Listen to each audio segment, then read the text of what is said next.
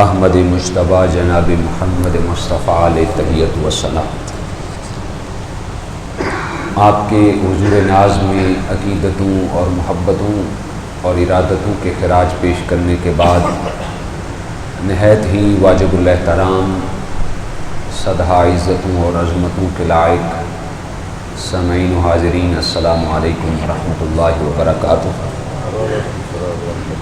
میری اور آپ کی بخت فروزی اور خوش نصیبی ہے کہ میں اور آپ ماہ محرم الحرام کے روح فرسا لمحات میں اللہ کے گھر میں حاضر ہیں، نماز جمعۃ المبارک ادا کرنے کی سعادتوں سے ہمکنار ہو رہے ہیں۔ اللہ تبارک و تعالی میری اور آپ کی حاضری کو اپنی بارگاہ میں شرف و قبولیت عطا فرما کر ہم سب کے لیے خوش آخرت کا سبب اور ساما بنائے، آمین۔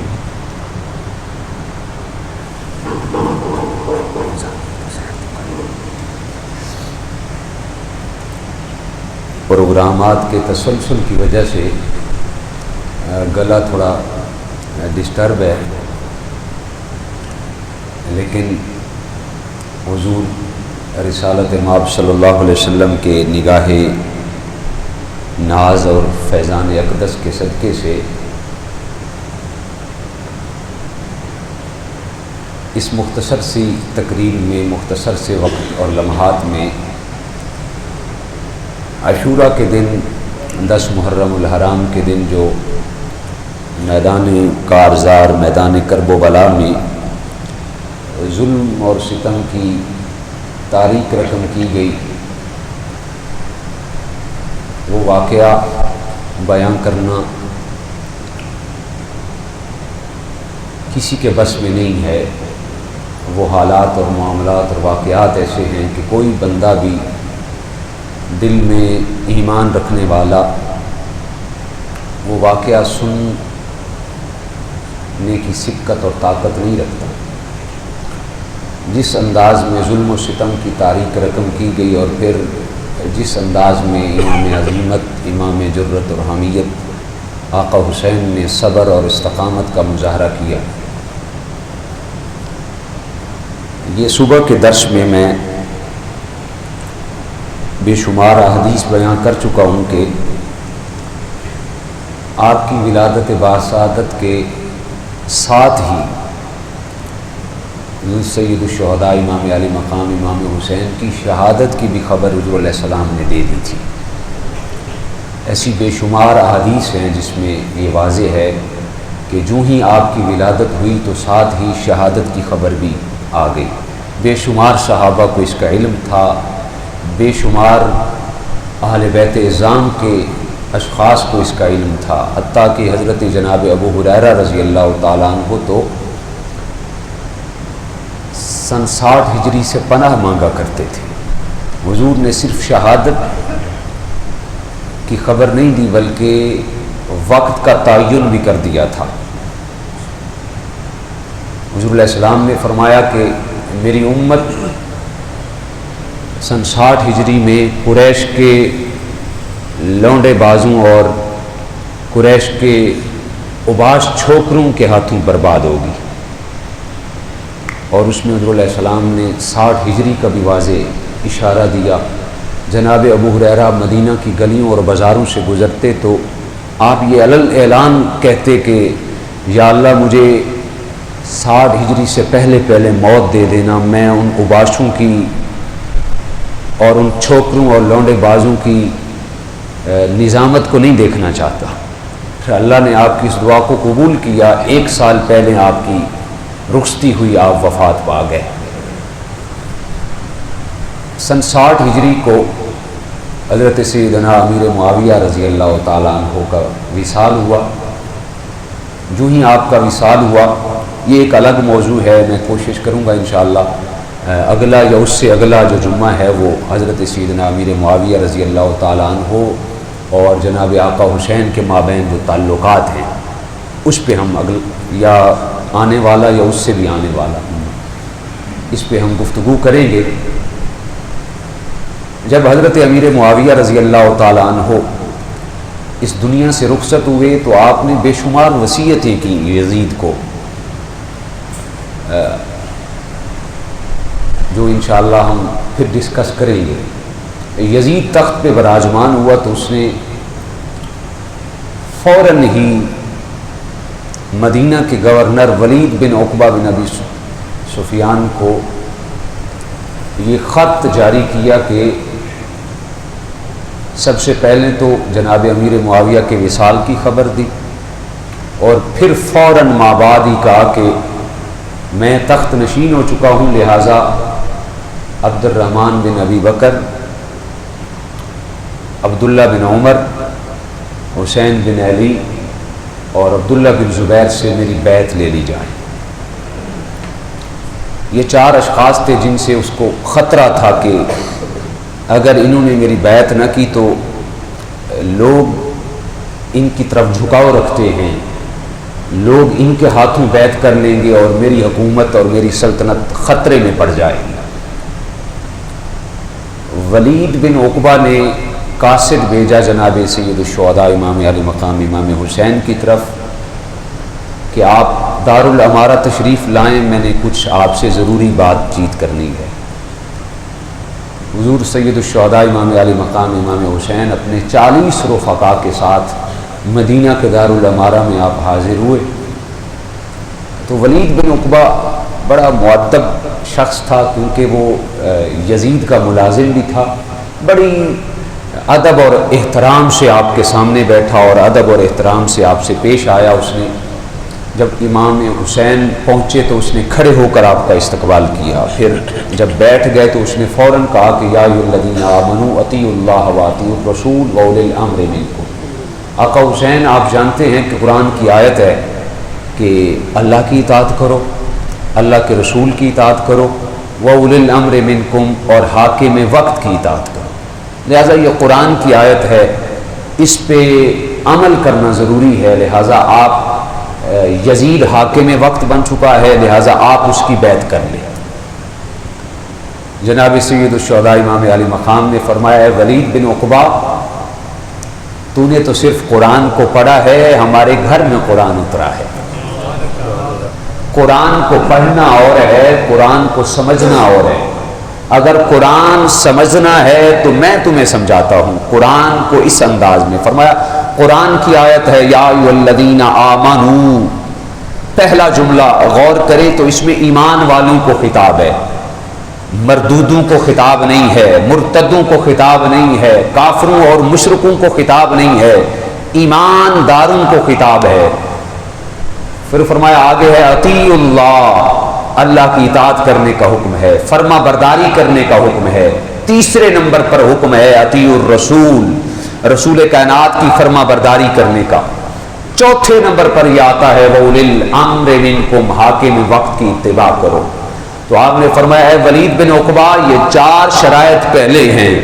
پہلے وہ شخص حاکم وقت ایماندار ہو، اللہ کے احکام کی بجا آوری کرنے والا ہو، رسالت امام صلی اللہ علیہ وسلم کی سنت پہ عمل کرنے والا ہو۔ اگر ایسا حاکم ہو تو اس کی اتباع لازم ہے۔ فرمایا نہ یزید اللہ کی فرما برداری کرتا ہے، نہ رسول پاک کی فرما برداری کرتا ہے، وہ محرمات کو حلال قرار دیتا ہے، شراب پیتا ہے، جوا بازی کرتا ہے، لونڈے باز ہے، اور حتیٰ کہ یزید کے اندر وہ خباثتیں ہیں جن کا میں نام بھی نہیں لینا چاہتا، تو اس کیٹیگری میں یہ ہے ہی نہیں۔ اگر ایسا حاکم وقت ہوتا جس کے اندر یہ تینوں شرائط پائی جاتی تو میں حسین اس کے ہاتھوں میں بغیر تردد کے ہاتھ دے دیتا۔ فرمایا میں کٹ تو سکتا ہوں، میں شہید تو ہو سکتا ہوں، میں اس فاسق و فاجر کے ہاتھ پہ ہاتھ نہیں دے سکتا۔ آج کچھ لوگ کہتے ہیں یہ سلطنت اور حکومت کی جنگ تھی۔ بھائیو یہ سلطنت اور حکومت کی جنگ نہیں تھی، میرے آقا کا فرمان ہے اگر میں چاہوں، میری آل چاہے تو سونے کے پہاڑ ان کے پیچھے چلتے جائیں، لیکن ان کو سلطنت کی ضرورت نہیں تھی، ان کو حکمرانی کی ضرورت نہیں تھی، وہ تو فقط اعلی کلمت الحق کو بلند کرنا چاہ رہے تھے۔ حالات گونا ہو، آپ نے فرمایا کہ میں چلو ایسا ہے کہ میں آپ کی خواہش بھی یہی ہے، یزید بھی یہی چاہتا ہے کہ میں بیعت کا اعلان کروں اور لوگوں کے مجمع میں اعلان کروں، مجھے ایک دن کی مہلت دے دی جائے۔ ولید نے کہا حضور آپ ایک دن لے لیں۔ دوسرے دن اس نے پھر قاصد بھیجا، آپ نے پھر فرمایا مجھے ایک دن کی اور مہلت دے دی جائے۔ اتنے 2 ایام میں آپ نے حالات کے ڈگر کو پہچان لیا، آپ نے یہ بھی پرکھ لیا کہ اگر بیعت نہیں کرتا تو مدینہ میں خون خرابہ ہونے کا خطرہ ہے، لہٰذا میں حسین نہیں چاہتا جس مدینے کے امن کو، جس مدینے کے حریم ناز کو چچا عثمان نے پامال نہیں ہونے دیا، اپنے آپ کو شہید کروا دیا، بے کسی کے عالم میں شہید کروا دیا، لیکن اس حرم کے اندر خون خرابہ دیکھنا گوارا نہ کیا، میں حسین کیسے کر سکتا ہوں؟ تو آپ نے فیصلہ کر لیا میں مدینے کو چھوڑ دیتا ہوں، میری وجہ سے کہیں مدینے کا امن خراب نہ ہو جائے۔ آپ نے 27 رجب المرجب یا دوسری روایت میں 3 شعبان المعظم کو آپ نے مدینہ پاک کو چھوڑ دیا۔ آپ جانتے ہیں حاجی 21 دن کے لیے جاتے ہیں یا 10 دن مدینہ میں رہتے ہیں اور 10 دن مکہ میں رہتے ہیں۔ 10 دن جب مدینے میں رہتے ہیں تو اتنی انسیت ہو جاتی ہے، اتنا قرب ہو جاتا ہے کہ جب انسان مدینے سے الگ ہو رہا ہوتا ہے تو ایک قیامت خیز منظر بپا ہوتا ہے، بلک بلک کر بندہ رو رہا ہوتا ہے کہ ہائے میں مدینہ سے رخصت ہو رہا ہوں۔ لیکن وہ حسین جن کی ولادت بھی مدینے میں ہوئی، جن کا بچپن مدینے میں گزرا، جن کا لڑکپن مدینے میں گزرا، جن کی جوانی مدینے میں گزری، 57 سال مدینہ میں گزارے، کھیلنے کے لیے مسجد نبوی کا صحن میسر ہوتا، بچپن کا ایام ہوتا کھیلنے کے لیے، کبھی نانا کی گود حاضر ہوتی، کبھی نانا کا سینہ اقدس حاضر ہوتا۔ آج بھی حسین مدینہ کو چھوڑ رہے ہیں، نانا جان کی بارگاہ میں سلام کیا، امی جان کے پاس آئے، بھائی حسین کے پاس آئے، مدینہ سے رخصت ہوئے۔ آپ 3 شعبان المعظم کے لگ بھگ آپ مدینہ سے رخصت ہوئے اور پھر رمضان کے ایام میں آپ مکہ المکرمہ پہنچے، پھر 4 ماہ اور کچھ دن آپ مکہ المکرمہ میں رہے۔ جناب عبداللہ بن زبیر بھی مکہ میں آ چکے تھے، دیگر صحابہ بھی کچھ لوگ مکہ میں آ چکے تھے۔ ادھر سے کوفہ والوں کو خبر پہنچی، حضرت علی المرتضیٰ نے اپنا دارالخلافہ پہلے مدینہ میں تھا، لیکن اپنے دور حکومت میں آپ نے مدینہ سے دارالخلافہ کوفہ میں منتقل کر دیا تھا۔ اس کی بھی ایک ریزن ہے، جناب امیر معاویہ نے دمشق میں اپنا دارالخلافہ قائم کر لیا تھا، لہٰذا یہ کیونکہ حجاز میں، مدینہ میں، مکہ میں امن تھا اور وہاں کے علاقہ جات میں امن نہیں تھا، لہٰذا اس بنا پر آپ نے اپنا دارالخلافہ کوفہ کو بنا لیا تھا۔ تو کوفہ کے لوگ جناب علی المرتضیٰ کے آس پاس سارے اکٹھے ہو گئے، جو بھی حضرت علی سے محبت کرتے، جو اپنے آپ کو شیعان علی کہتے تھے، وہ بھی اکٹھے ہو گئے۔ انہوں نے بھی بڑی بے وفائی کر کے آپ کو شہید کروایا۔ پھر جب کوفہ والوں کو خبر پہنچی کہ امام علی مقام تو مدینہ کو چھوڑ کر مکہ آ چکے ہیں، تو انہوں نے خطوط لکھنا شروع کیے، قاصد کے قاصد بھیجے، 1 خط نہیں، 2 خط نہیں۔ تاریخ طبری کے اندر آتا ہے کہ اتنے خط لکھے کہ بوریاں بھر گئی، اور ان خط کا عنوان یہی ہوتا تھا، اے خلیفہ، اے نواسہ رسول، ہم یزیدیت کے ظلم سے کترا چکے ہیں، ہم یزیدیت کے خلاف علم جہاد بلند کرنا چاہتے ہیں، حالات سازگار ہیں، آپ مدینہ تو پہلے چھوڑ چکے ہیں، لہٰذا آپ ہمارے پاس تشریف لائیں، ہم آپ کے قدم قدم چل کر، شانہ بشانہ ہو کر ہم یزیدیت کے خلاف لڑنے کے لیے تیار ہیں۔ اور پھر آگے یہ جملہ لکھا، اگر آپ ہمارے خطوط کو پڑھ کر نہ آئے تو کل قیامت کا دن ہوگا، ہمارا ہاتھ آپ کے گریبانوں میں ہوگا، ہم اللہ کی بارگاہ میں عرض کریں گے، ہم تو امر بالمعروف اور نہی عن المنکر کے لیے ہم نے تو نواسہ رسول کو بلایا تھا، وہ آئی ہی نہیں، اگر کل قیامت کا دن ہوگا تو ہم اللہ کے حضور آپ کی شکایت کریں گے۔ تو جب آپ ان خطوط کو آپ نے پڑھا تو آپ نے کوفہ جانے کا ارادہ کیا، تو سارے صحابہ، حضرت سعید بن خدری رضی اللہ تعالیٰ عنہ، حضرت عبداللہ بن عباس اور دیگر صحابہ آپ کے سامنے آ گئے، عرض کرنے لگے، حضور آپ کا یہ فیصلہ ٹھیک نہیں ہے، آپ مکہ میں رہیں، ہم آپ کے ساتھ رہ کر مکہ اور مدینہ میں یزیدیت کے خلاف لڑنے کے لیے تیار ہیں۔ کوفی لا یوفی ہیں، آپ کوفہ نہ جائیں۔ کوفہ کے لوگوں نے آپ کے والد ماجد کو بھی بڑی بے دردی سے شہید کروا دیا تھا، لہذا آپ کوفہ نہ جائیں۔ تو امام علی مقام امام حسین نے فرمایا، اے میرے نانا جان کے صحابہ، میں آپ کی قدر کرتا ہوں، میں ارادہ تو کر چکا ہوں، یہ خطوط ہیں، خطوط کھول کے دکھائے، لیکن آپ کی قدر کرتے ہوئے میں یہ فیصلہ کرتا ہوں، میں خود نہیں جاتا، میں اپنا کوئی نمائندہ بنا کے بھیجتا ہوں، وہاں کے حالات کا جائزہ لے اور پھر میرا نمائندہ جو مجھے خط لکھے گا اس کے مطابق میں عمل کروں گا۔ تاریخ گواہ ہے کہ آپ نے جو نمائندہ بنایا وہ اپنے سگے چچا زاد بھائی حضرت مسلم بن عقیل رضی اللہ تعالیٰ عنہ کو بنایا۔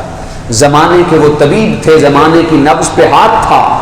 اگر امام علی مقام امام حسین نانا جان کے کسی صحابی کو نمائندہ بنا کے بھیج دیتے، سوچنے کی بات ہے، اور وہ وہاں جا کر وہی ملاحظہ کرتے جو مسلم بن عقیل نے ملاحظہ کیا، اور وہی خط لکھتے جو مسلم بن عقیل نے لکھا، اگر پھر آقا حسین پھر اس خط کی بنا پر وہاں پہ چلے جاتے تو کل کو قیامت تک آنے والے صحابہ کے دشمن یہ کہتے، دیکھے صحابہ نے دشمنی کی آڑ میں خانوادہ رسول کو بلا کے شہید کروا دیا۔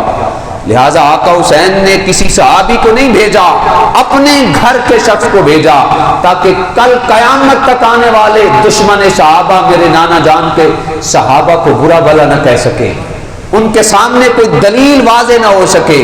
حضرت مسلم بن عقیل کو بھیج دیا جو آپ کے سگے چچا زاد بھائی تھے۔ آپ وہاں پہ پہنچے کوفہ کے اندر تو ایک ہی دن میں 40,000 کوفیوں نے آپ کے ہاتھ پہ بیعت کی۔ کتنی؟ 40 دن 40,000 کوفیوں نے ایک ہی دن میں بیعت کی۔ اور پھر امام علی مقام کے بھائی امام مسلم نے جب یہ سارا منظر دیکھا کہ لوگ تو دھڑا دھڑ بیعت کرنے جا رہے ہیں، 40,000 تو ایک ہی دن میں بیعت کر چکے ہیں، یہ سلسلہ تو بڑھتا چلا جائے گا، فوراً خط لکھا، آقا حسین پھل پک کے تیار ہو چکے ہیں، آپ جلد از جلد تشریف لائیں، یہ لوگ یزیدیت کے خلاف ہیں، ہمارے ساتھ شانہ بشانہ لڑنے کے لیے امر بالمعروف اور نہی عن المنکر کے لیے راضی ہیں۔ آقا حسین کے پاس خط پہنچا تو آپ نے وہ خط صحابہ کرام کو دکھایا اور فرمایا، پہلے تو میں ان کے خطوط کی بنیاد پہ جا رہا تھا، اب تو میرے بھائی کا خط آ چکا ہے، لہٰذا اب میں پیچھے نہیں رہ سکتا، میرا جانا ضروری ہے۔ حضرت آقا حسین رضی اللہ تعالیٰ عنہ نے 2 یا 3 ذی الحج کا وقت تھا جب لوگ حج کا احرام باندھ رہے تھے، لوگ مدینہ سے آس پاس کے مضافات سے حج کے لیے آ رہے تھے۔ آقا حسین نے حج کے احرام کو عمرے میں تبدیل کیا، آقا حسین نے پھر دین کو بچانے کا احرام باندھا۔ آپ نے وہاں سے مکہ سے آپ رخصت ہوئے، بیچ کے سارے معاملات چلتے رہے، حتیٰ کہ جب کوفہ سے 40 کلومیٹر پہلے پہنچے تو آپ کو ایک قاصد نے خبر دی کہ آپ کے بھائی حضرت مسلم بن عقیل کو تو بڑی بے دردی سے شہید کر دیا گیا ہے۔ وہاں یزید کو خبر پہنچی کہ مسلم بن عقیل لوگوں سے بیعت لے رہے ہیں، تو اس نے فوراً کوفہ کے گورنر نعمان بن بشیر کو معزول کر کے وہاں ابن زیاد کو گورنر نامزد کر دیا، اور یہ بڑا مکار قسم کا شخص تھا۔ اس نے امام علی مقام امام حسین کی وضاحت اپنائی، گھوڑے پہ سوار ہوا اور مدینہ کے راستے سے کوفہ میں داخل ہوا، اور لوگوں کو یہ باور کرایا کہ آقا حسین تشریف لائے ہیں۔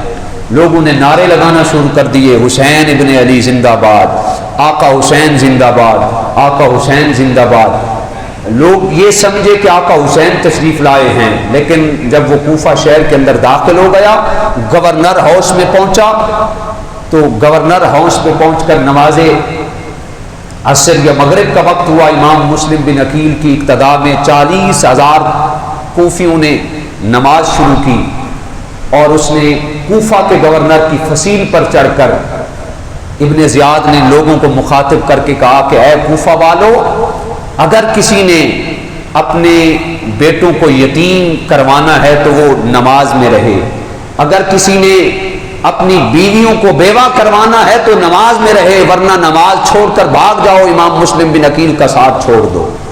اور کوفہ والے تو پہلے ہی لایوفی تھے، وہ پہلے ہی بے وفا لوگ تھے. تاریخ اس بات کی گواہ ہے. تاریخ طبری اور دیگر البدایہ والنہایہ ابن کثیر نے دیگر نے لکھا جب امام مسلم بن عقیل نماز پڑھا کے فارغ ہوئے تو نماز سے پہلے تو 40,000 کوفی آپ کی ابتدا میں نماز پڑھ رہے تھے.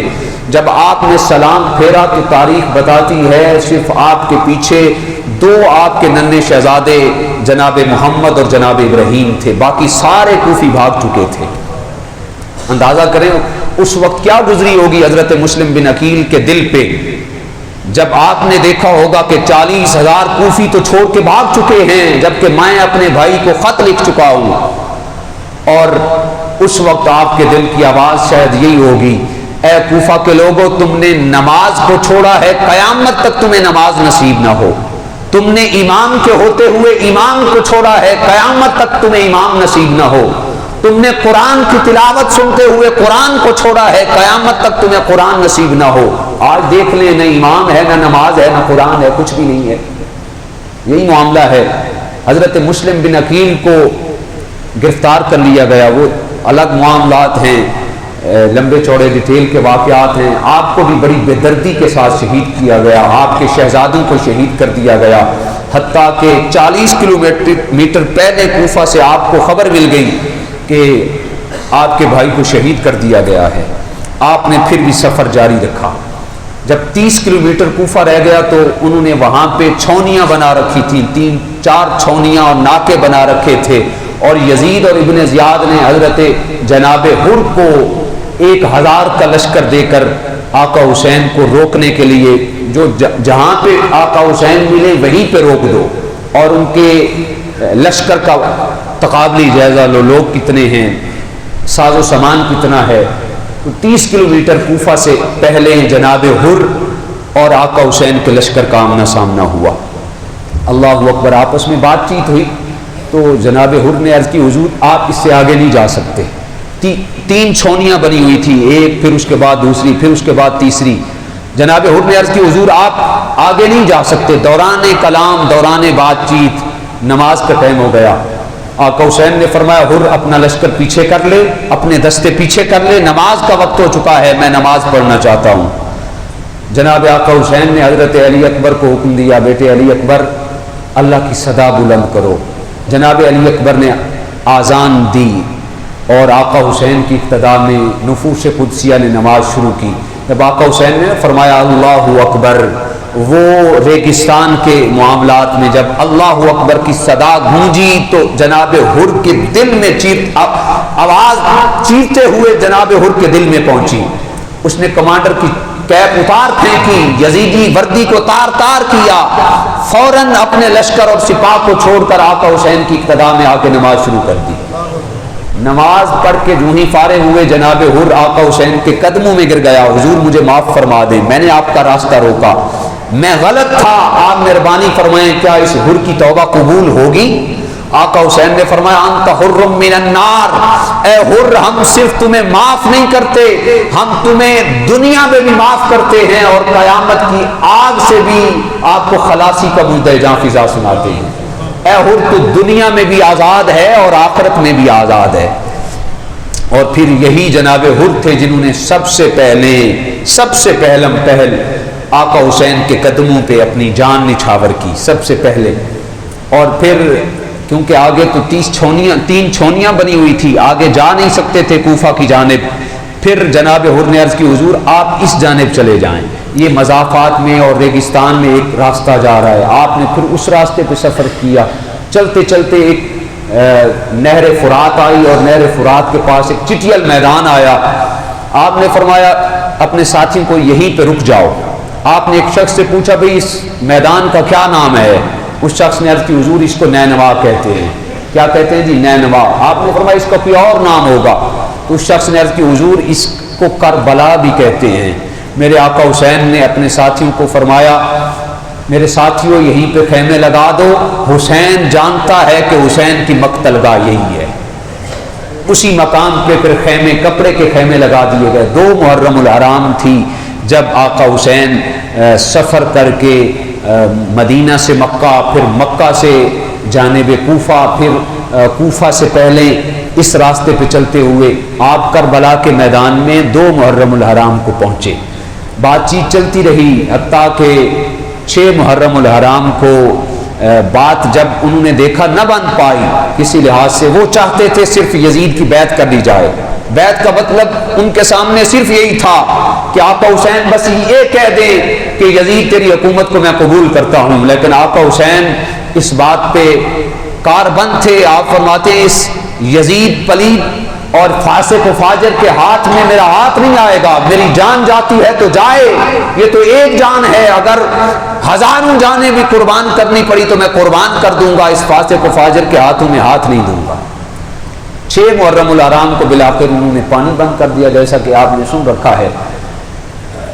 7 کا دن گزرا، 8 کا دن گزرا، بات چیت معاملات چلتے رہے. جب 9 محرم الحرام کا دن آیا، رات پوری عبادت میں گزری. رات کا وقت تھا تو آقا حسین نے سب رفقا کو خیمے میں بلایا. آپ نے شمع بند کر دی، جو دیا تھا اس کو بند کر دیا. آقا حسین نے بڑا فصیح و بلیغ خطبہ دیا. آپ نے فرمایا میرے ساتھیو دیکھو، یزید کو میرے ساتھ معاملہ ہے، یزید میری بیعت لینا چاہتا ہے، یزید کو تمہارے ساتھ کوئی سروکار نہیں ہے، یزید میرے خون کا پیاسا ہے. میں تمہیں آزادی کے ساتھ رخصتی کی بات کرتا ہوں، میں نے دیا بھی بند کر دیا ہے، تم میں سے جو جانا چاہے وہ جا سکتا ہے. میں حسین صدق کے دل سے اس کو اجازت دیتا ہوں، جو جانا چاہے چلا جائے. دیکھو یزید میرے خون کا پیاسا ہے. سب نے یک زباں ہو کے عرض کی آقا حسین جہاں آپ کا اشارہ ہوگا وہاں ہمارے خون کے قطرات گریں گے، ہم آپ کو نہیں چھوڑ سکتے.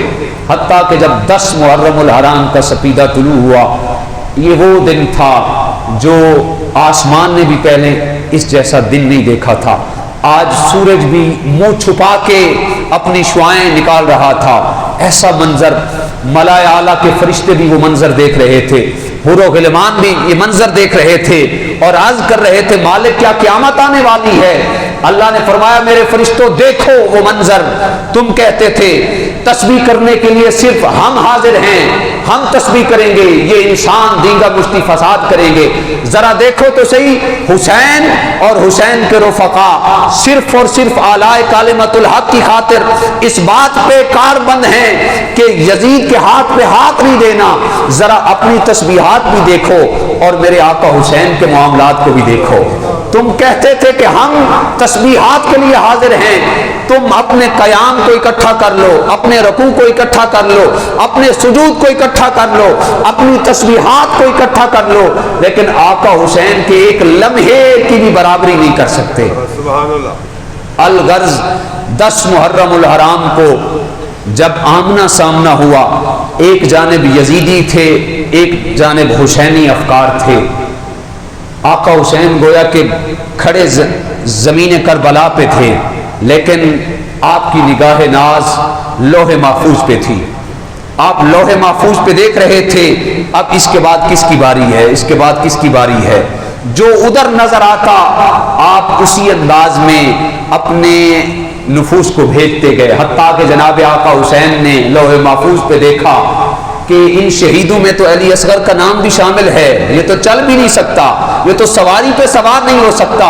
تو آپ نے اپنے ہاتھوں کی سواری دی. پھر اپنے ہاتھوں کی سواری دے کر میدان کربلا میں آپ فرات پہ پہنچے، چلو پانی لیا، سوچا کہ علی اصغر کو پانی پلاؤں. تاریخ تبری والے نے لکھا جب چلو پانی لیا تو فرات کا پورا پانی خون بن چکا تھا. آپ نے وہ چلو نیچے پھینکتے ہوئے یزیدیوں کو خبردار کیا.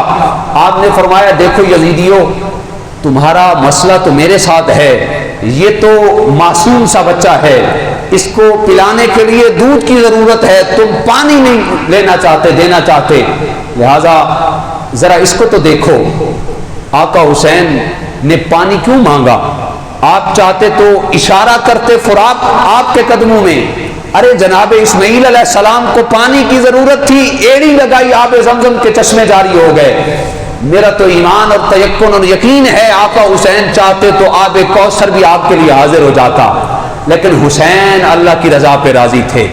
آپ نے یزیدیوں کو اتمام حجت کے لیے کہا کل کو کوئی یہ نہ کہے کہ حسین نے پانی مانگا نہیں تھا، اگر حسین پانی مانگتے تو ہم دے دیتے۔ آپ نے اتمام حجت کے لیے کل کو اللہ کی بارگاہ میں یزیدی یہ دلیل پیش نہ کر سکے حسین نے پانی مانگا نہیں تھا۔ آقا حسین نے فرمایا اس کو تو پانی کی ضرورت ہے، دودھ کی ضرورت ہے، تم پانی نہیں دینا چاہتے۔ تاریخ گواہ ہے ابھی آپ کے ہاتھوں میں علی اصغر تھے تو ہرمل نے 2 منہ والا تیر اس انداز میں پھینکا، اور تیر بھی وہ تھا جو بڑے جانوروں کے شکار میں استعمال ہوتا ہے، چھوٹا تیر بھی نہیں تھا، چھوٹا نیزہ بھی نہیں تھا، جو جانوروں کے شکار میں استعمال ہوتا ہے وہ نیزہ اور وہ تیر تھا۔ اس انداز میں ہرمل نے نشانہ باندھ کے مارا کہ جناب علی اصغر رضی اللہ تعالیٰ عنہ کے گلے میں پیوست ہو کر گلے کو چیرتا ہوا آگے نکل گیا اور آپ کے گلے سے خون کے فمارے جاری ہو گئے۔ آقا حسین جناب علی اصغر کو لے کے خیمے میں آئے، اللہ اکبر، علی اصغر کی قربانی لی، بیٹے علی اکبر کی قربانی دی جو شبیہ مصطفیٰ تھے، جو قرآن کی تلاوت کرتے تو پورا ماحول معطر ہو جاتا، یوں لگتا یہ امام الانبیاء قرآن کی تلاوت کر رہے ہیں۔ علی اکبر کی قربانی دی، بھائی عباس کی قربانی دی، قاسم بھتیجے کی قربانی دی اور بھتیجے اون محمد کو قربان کیا۔ بالآخر آپ 71 نفوس قدسیہ کے زخم کلیجے پہ تھے، 71 لوگ خون شہادت میں نہا چکے تھے، اپنے آپ کی تیاری شروع کی۔ جناب حضرت امام زین العابدین امام سجاد جو اس وقت 14 یا 15 سال کے تھے، بیماری کے ایام میں تھے، اپنے جسم کو سنبھالتے ہوئے بابا جان کی بارگاہ میں حاضر ہوا، ابا جان مجھے اجازت دے، میں کربلا کے میدان میں جانا چاہتا ہوں۔ آقا حسین نے فرمایا بیٹے سجاد یہاں تک میرا امتحان تھا، مدینہ سے چلا یہاں تک میرا امتحان ہے، اب کربلا کے میدان سے آگے تمہارا امتحان شروع ہونے والا ہے۔ آپ نے اپنی دستار اتاری، امام سجاد کے سر پہ دستار باندھی اور فرمایا سجاد دیکھو میں تمہیں حکم دیتا ہوں، تم نے حریم ناز کے ساتھ رہنا ہے، تم نے پردہ دار بیویوں کا خیال رکھنا ہے، ان کا خاص خیال رکھنا ہے، تم میدان جہاد میں نہیں جا سکتے۔ آخر میں امام علی مقام نے اپنے آپ کو تیار کیا۔ وہ کیسا منظر جس نے اپنے ہاتھوں سے 71 لوگوں کو تیار کر کے میدان کارزار میں بھیجا، یہ وہ لمحہ تھا۔ آپ کے برابر کی شریک تھی حضرت زینب آپ کی بہن، لیکن اس موقع پہ ان کی آنکھوں میں بھی آنسو آ گئے۔ واہ حسین تیرا مقدر، تو نے تو اپنے ہاتھوں سے 71 کو تیار کر کے بھیجا، اب آخری وقت آیا تو تجھے تیار کرنے کے لیے بھی کوئی حاضر نہیں ہے۔ آپ نے نانا جان کا امامہ سر پہ باندھا، امیر حمزہ کی زرہ پہنی، اللہ اکبر، ابا جان علی المرتضیٰ کی ذوالفقار حیدری ہاتھ میں پکڑی، اب خیموں کے اندر سسکیاں باندھ گئی، اب خیموں کا سردار اور خیموں کا اس قافلے کا تاجدار خود کو رخصت کر رہا تھا، اللہ اکبر۔ بہن زینب کو ملے اور بہن زینب کو کہا میری بہن مدینہ سے چلے کربلا تک پہنچے، میری دکھوں کی ساتھی بھی آپ تھی، میری شفقتوں کا مدار بھی آپ تھی، لیکن اب حسین اپنے مقتل گاہ کی طرف جا رہا ہے، اس کے بعد آپ کا امتحان شروع ہو رہا ہے، میری بہن قافلے کا خیال رکھنا۔ آقا حسین میدان کربلا میں پہنچے اور پھر جا کر بڑا فصیح و بلیغ خطبہ دیا۔ آپ نے فرمایا یزیدیوں مجھے پہچانو، مجھے پہچانتے نہیں ہو، میں علی المرتضیٰ کا بیٹا ہوں، میں فاطمہ الزہرا کا لخت جگر ہوں، میں امام الانبیاء کا نواسہ ہوں، میں وہ نواسہ ہوں جس کی زبان امام الانبیاء چوسا کرتے تھے۔ یزیدیوں مجھے پہچانو، میں وہ امام حسین ہوں جس کو سینے پہ امام الانبیاء سلایا کرتے تھے، میں وہ حسین ہوں، اگر پشت پہ سوار ہو جاتا تو امام الانبیاء سجدوں کو بھی طول دے دیتے تھے۔ یزیدیوں مجھے پہچانو، میں کاندھوں پر سوار ہو کر زلف مصطفیٰ کو رکابیں بنا لیتا تھا، میں دوش مصطفیٰ کا سوار ہوں، مجھے پہچانو۔ لیکن جن کی آنکھوں اور دماغوں پہ دولت کا نشہ حاوی ہو چکا ہو انہیں کچھ سمجھ نہیں آتی۔ عمر ابن سعد نے اعلان کر دیا تلوار والوں کو، تلوار بازو آگے بڑھو، انہوں نے تلوار بازی کی انتہا کی اور یزیدی آپ کے سامنے اس انداز میں بھاگتے جا رہے تھے جیسے بھیڑ بکریاں بھاگتی ہیں، ذوالفقار حیدری سے آپ کاٹتے چلے جا رہے تھے، حتیٰ کہ جب دور کھڑے عمر بن سعد نے دیکھا کہ تلوار والوں کا کام نہیں ہے تو اس نے اعلان کیا تلوار والوں پیچھے ہٹ جاؤ. اس نے دور سے اعلان کیا کہ یہیں سے دور سے کھڑے ہو کر نیزوں کی بارش کر دی جائے, تیروں کی بارش کر دی جائے. جب آقا حسین کا بعد میں پیراہن مبارک اتارا گیا, یہ کوئی تماشا لب بام نہیں ہے, آج تک کسی نے ایسا منظر نہیں دیکھا تھا. حوریں بھی آج رو رہی ہیں, غلمان بھی رو رہے ہیں, حتیٰ کہ آسمان سے بھی خون کے قطرے ٹپک رہے ہیں, سورج اپنا منہ چھپا رہا ہے. یہ کیسا منظر ہے. امام الانبیاء بھی میدان کربلا میں موجود ہیں, حضرت علی المرتضیٰ بھی میدان کربلا میں موجود ہیں. حتیٰ کہ آقا حسین فرماتے ہیں جب نیزوں کی بارش ہوئی تو میں نے آنکھوں پہ ہاتھ پھیرا, سامنے امام الانبیاء نظر آئے, سامنے مولا مرتضیٰ نظر آئے. فرمایا بیٹے حسین صبر کرنا, ہم تمہیں بہشت بریت کے لیے لینے کے لیے آ چکے ہیں, ہم تمہیں لینے کے لیے آ چکے ہیں. دیکھو بھائی حسن بھی آ چکے ہیں. آج خود سیان فلک نے آپ کی روح کو استقبال کی صورت میں بارگاہ یزدی میں لے کے جانا ہے. آقا حسین صبر کا دامن ہاتھ سے نہ چھوٹنے دینا.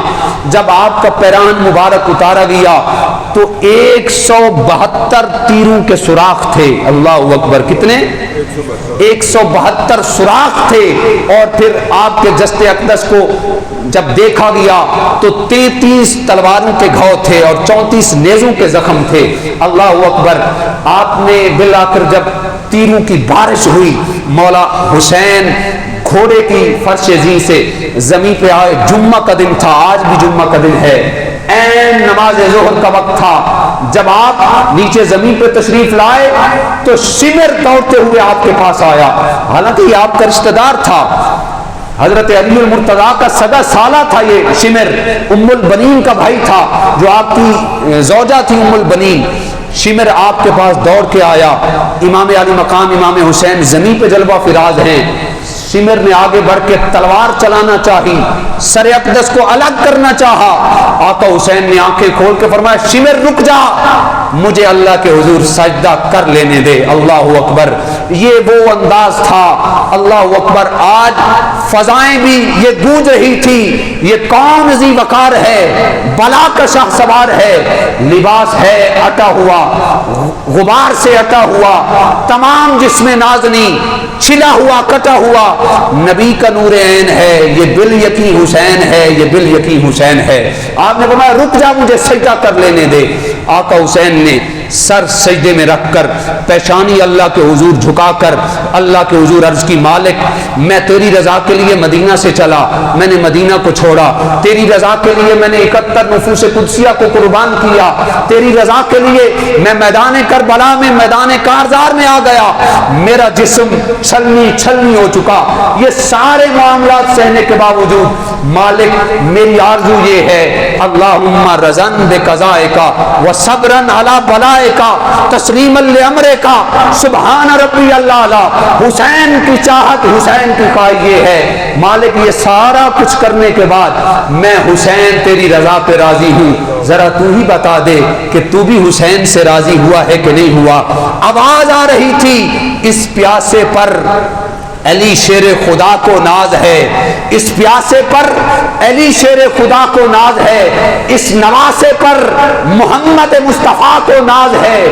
اوروں نے بھی سجدے کیے پر اس کا عجب انداز ہے, اس نے وہ سجدہ کیا جس پر خدا کو ناز ہے. اللہ اکبر. عرض کی مالک میں نے سر تیرے حضور جھکا دیا ہے, اب اٹھانے کا دل نہیں چاہتا, اب اٹھانے کا دل نہیں چاہتا. آواز آئی, آواز قدرت, اے میرے حسین تو نے بندگی کا حق ادا کر دیا ہے. تمہارے سجدے کی ابتدا تو فرش زمین سے ہوئی.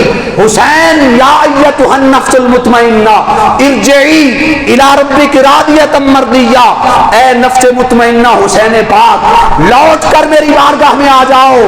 ارجعی الی ربک راضیۃ مرضیہ, اس انداز میں لوٹ کر میری بارگاہ میں آؤ. اے حسین تو اپنے رب سے راضی ہو اور تیرا رب تجھ سے راضی ہو. اے حسین تمہارے سجدے کی ابتدا تو فرش زمین سے ہوئی, مجھے خالق و مالک ہونے کی عزت کی قسم ہے تمہارے سجدے کی انتہا عرش معلیٰ کی بلندیوں پر ہوگی. ہم نے آپ کی قربانی کو قبول کر لیا ہے اور ہم نے آپ کو بقائے لا الہ الا اللہ قرار دے دیا ہے۔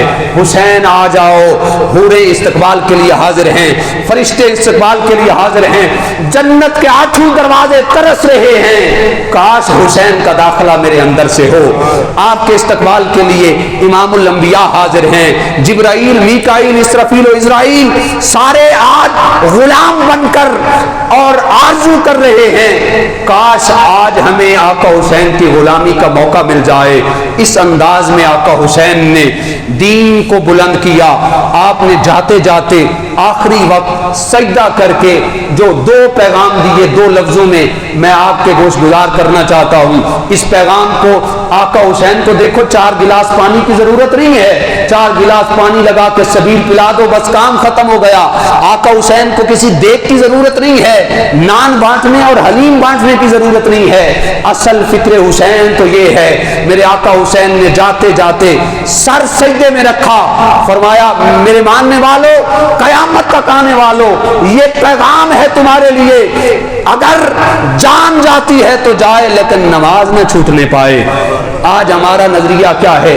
گریبان میں میں جھانکوں، آپ جھانکیں۔ جاتے جاتے آپ نے دوسرا پیغام یہ دیا، نانا جان معراج پہ گئے، نماز لے کے آئے۔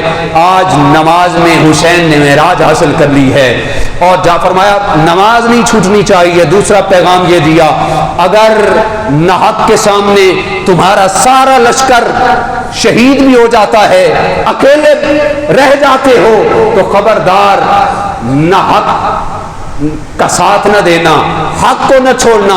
اگر ایک ہو کر بھی تم نے حق سچ کا ساتھ دیا، اللہ کی عزت کی قسم یہ دنیا بھی تمہاری ہے اور آخرت بھی تمہاری ہے۔ افضل ہے کل جہان میں گھرانہ حسین کا، نبیوں کا تاجدار ہے نانا حسین کا۔ ارے بس ایک پل کی تھی حکومت یزید کی، صدیاں حسین کی ہیں، زمانہ حسین کا۔ پیئیں گے کوثر، ملے گی جنت، محشر میں اس کو چین ہوگا، نمازیں قبول ہوں گی اس کی جس کے دل میں حسین ہوگا۔ سبحان اللہ۔